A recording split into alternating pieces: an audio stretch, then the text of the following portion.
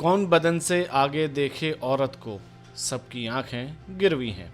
ये दो लाइनें जानी मानी शायर हमीदा शाहीन की हैं और इन दो लाइनों को पढ़कर सुनाने का कारण यूक्रेन से आ रहा है। तकरीबन 1.5 महीने से रूस द्वारा यूक्रेन में की जा रही बर्बरता अब सारी हदें लांघ चुकी है। रूस की तरफ से पहले कहा जा रहा था कि वो सिर्फ सैन्य ठिकानों को ही निशाना बनाएगा, लेकिन लंबे अरसे से रूस के निशाने पर यूक्रेन के रिहायशी इलाके, उनमें रहने वाले लोग, महिलाएं और बच्चे सभी हैं। पिछले कुछ दिनों में रूसी सैनिकों द्वारा यूक्रेनी महिलाओं और बच्चियों के साथ बलात्कार करने की तमाम घटनाओं ने मीडिया रिपोर्ट्स में जगह बनाई।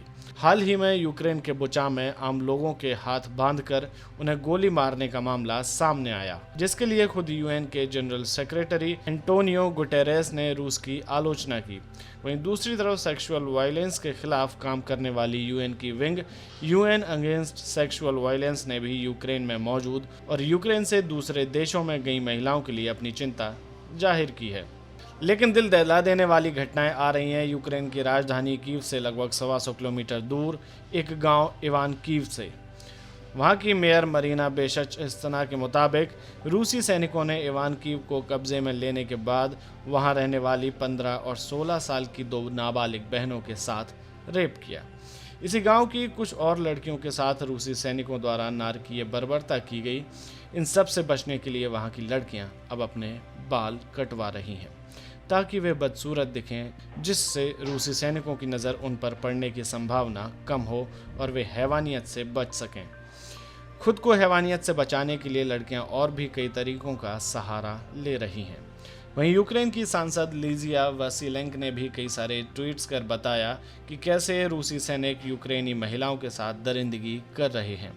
उन्होंने ट्वीट करते हुए लिखा कि पुतिन के सैनिक न सिर्फ महिलाओं के साथ बलात्कार कर रहे हैं, बल्कि 10 साल की बच्चियों को तक नहीं बख्श रहे। लीजिया के अनुसार बुचा में रहने वाली 14 साल की एक बच्ची का रेप रूसी सैनिकों ने किया, जो कि अब प्रेग्नेंट है। वहीं बुचा में रहने वाले एक दूसरे 11 साल के बच्चे का रेप किया गया और इस दौरान उसकी मां को सामने कुर्सी पर बांध दिया गया ताकि वो ये सब देख सके। 20 साल की एक दूसरी महिला के साथ 3 रूसी सैनिकों द्वारा एक साथ गैंग रेप किया गया।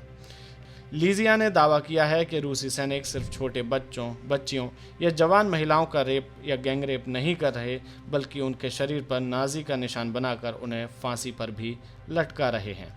इसके साथ ही सांसद लीजिया ने ट्विटर पर लिखा कि रूसी सैनिक 60 साल से अधिक उम्र की महिलाओं का बलात्कार कर रहे हैं और इसके बाद भी उन्हें टॉर्चर कर रहे हैं। इस हैवानियत से बचने के लिए कई महिलाओं ने आत्महत्या कर ली। वहीं कुछ इतनी कमज़ोर थीं कि वो रेप के बाद ही बच नहीं सकी। लीजिया सिर्फ आरोप नहीं लगा रही, बल्कि अपने द्वारा कहे जा रहे ज़्यादातर मामलों से जुड़े फ़ोटो भी खुद ही ट्वीट कर रही हैं, जिसकी वजह से रूस की हर जगह आलोचना हो रही है। लेकिन रूस इसके बावजूद भी रुकने को तैयार नहीं है।